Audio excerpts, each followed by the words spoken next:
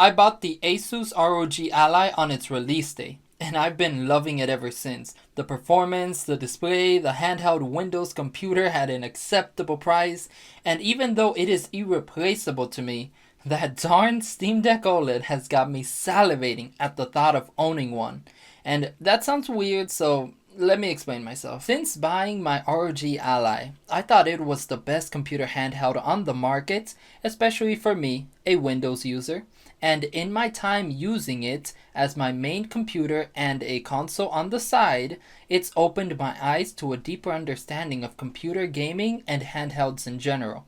I went from only playing League of Legends and Fortnite to trying out Xbox Game Pass, taking a closer look at Steam and kinda liking it, playing emulation all the way from Switch to Game Boy Advanced, and messing with the Switch and a tiny Game Boy emulator. It's been an interesting few months. So let me tell you why the Steam Deck OLED specifically changed everything for me. If I were to compare the ROG Ally to the original Steam Deck, at its original price, I think the Steam Deck would barely win because of its custom processor and the great sleep and resume feature.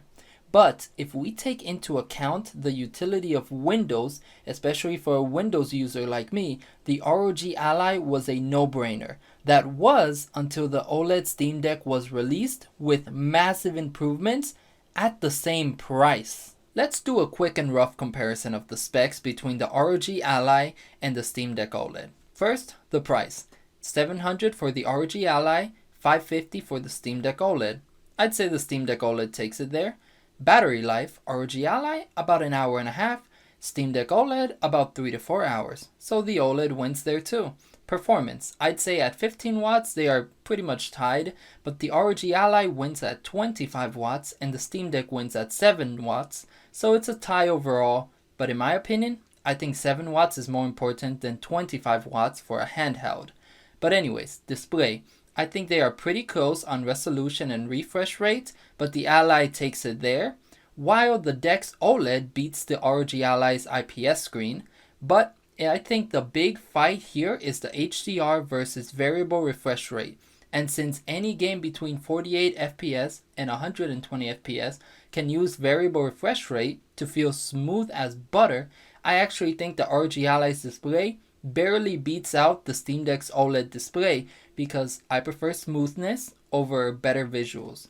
So I would say in terms of specs, the Steam Deck OLED wins until you factor in the operating system. Windows 11 versus Steam OS. Now, you might think that since I'm a Windows user, the ROG Ally instantly wins. But I've changed since owning the ROG Ally.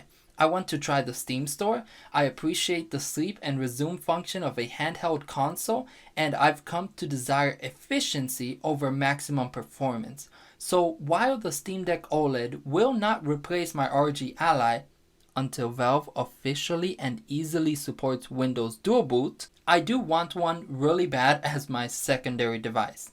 Now, if I had to recommend one, I would say if you want a Windows handheld, pick the ASUS ROG Ally. And if you want the best handheld, I think that might be the Steam Deck OLED for now.